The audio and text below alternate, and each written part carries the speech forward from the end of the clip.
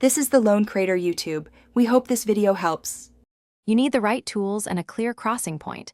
Pick a cable needle that matches your gauge and the same yarn. Begin knitting until you reach the first cable instruction, then pause. Slip the specified number of stitches onto the cable needle. Count carefully, because dropped stitches cost time. Once done, hold the cable needle either to the front or back, as the pattern directs. This determines which stitches cross over and why the fabric twists. Make sure the working yarn is positioned securely before continuing. You're now at the critical move, the cross itself.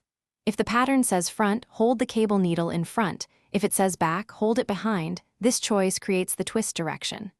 Next, either knit or purl the correct number of stitches from the main needle, then work the stitches on the cable needle exactly as the pattern requires. Keep the slack snug but not tight. Too loose makes ladders, too tight puckers the fabric. Once complete, drop the cable needle and resume the established stitch pattern. After the cross, continue knitting the following rows to lock the cable in place and even the tension across the fabric. If you notice a dropped stitch at the cross, don't panic.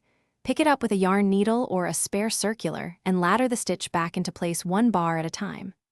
Once the piece is done, block it to relax and set the cables, which smooths minor tension differences. If cables look loose, tighten your returning row technique next time.